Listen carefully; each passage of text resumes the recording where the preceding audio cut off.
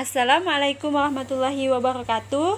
Kami dari kelompok 1 Manajemen Pendidikan yang terdiri dari Milda Sapitri dan Erni Sri Handayani. Kami dari kelas 3D PGMI. Podcast tentang tantangan menjadi guru di masa pandemi Covid. Baiklah, di sini kami akan mewawancari seorang guru dari SDN 16 Pontianak yang bernama Ibu Rizka Astriliana, SPD. Mari kita saksikan videonya.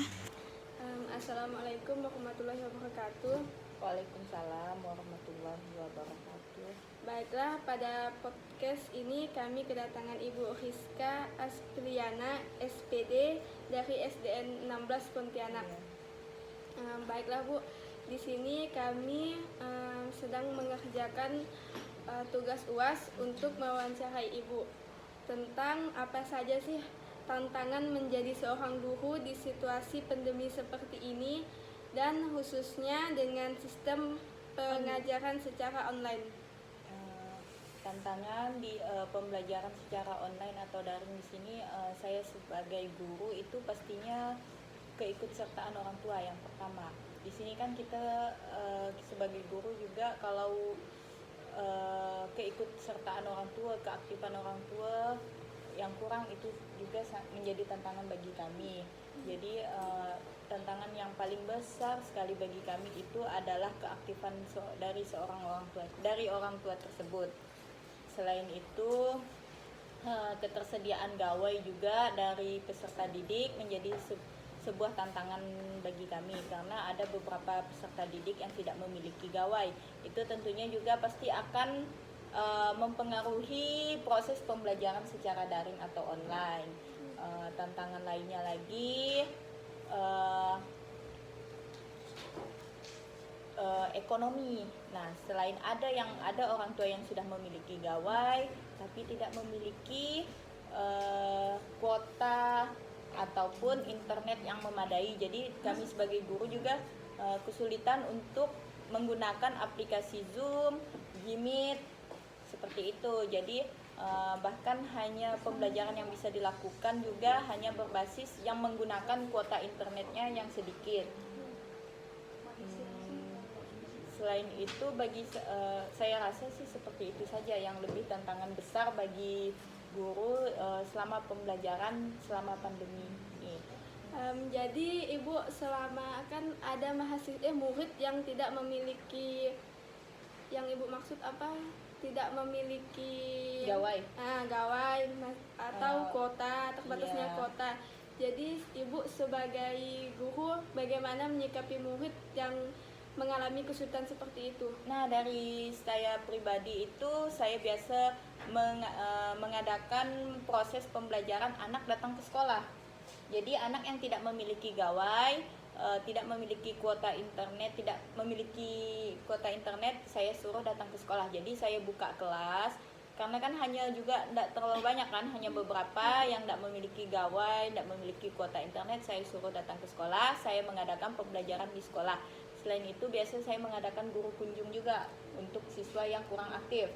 Jadi misalkan ada siswa yang tidak bisa juga datang ke sekolah, tidak mengirim tugas, tidak mengumpulkan tugas, saya datang ke rumahnya untuk berkunjung, melakukan proses pembelajaran di rumahnya. Apakah selama musim pandemi ini semangat belajar seorang murid menurun, Bu?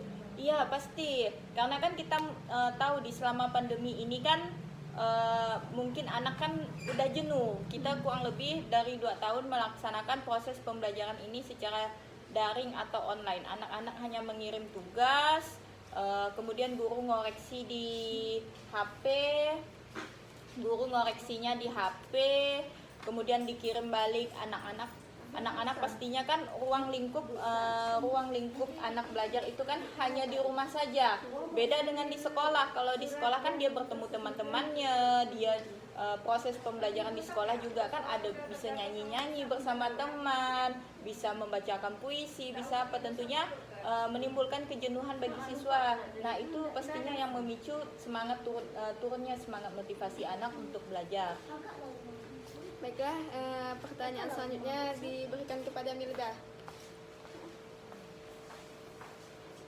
mengapa sih Bu sistem pembelajaran secara online ini sangat diperlukan sekali pada sekolah-sekolah?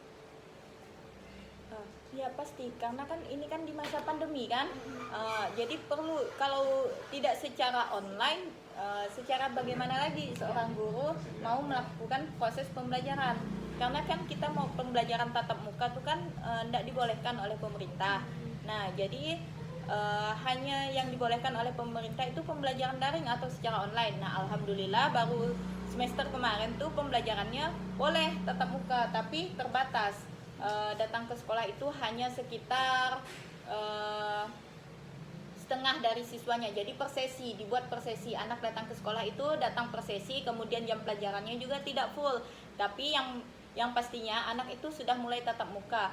Nah, tapi di samping itu anak didampingi dengan pembelajaran online. Jadi selain dia datang ke sekolah, dia kami kasih pembelajaran online juga seperti itu. Jadi kalau tidak ada online, semua mata pelajaran itu pasti tidak bakalan terkejar. Datang ke sekolah pun hanya sekitar 3 jam. Udah itu, habis itu pulang kan. Habis itu pulang. Sedangkan mata pelajaran yang ingin dicapai itu banyak sekali.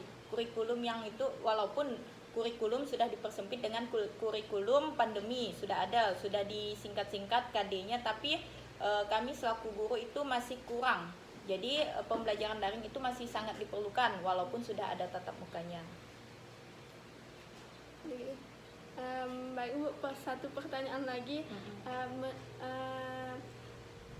Ibu sebagai selaku guru, apakah memberi saran kepada orang tua murid untuk untuk memberi pelajaran lebih di rumah? Oh pasti Bu, itulah di samping yang tadi saya jelaskan, selain anak sudah datang ke sekolah tadi, saya kasih online lagi. Nah, pembelajaran online itu mau tidak mau orang tua mendampingi anak setiap hari dia belajar online. Nah, jadi kan setiap hari anak saya kasih tugas online, jadi setiap hari anak mengerjakan tugas online-nya. Jadi kalaupun tidak dikasihkan tugas online-nya, anak itu pasti bakalan malas untuk belajar. Semangatnya semakin turun lagi di masa pandemi seperti ini. Baiklah, sekian podcast dari kami. Kami ucapkan terima kasih kepada Ibu Rizka. Sekian, terima kasih. Wassalamualaikum warahmatullahi wabarakatuh. Waalaikumsalam.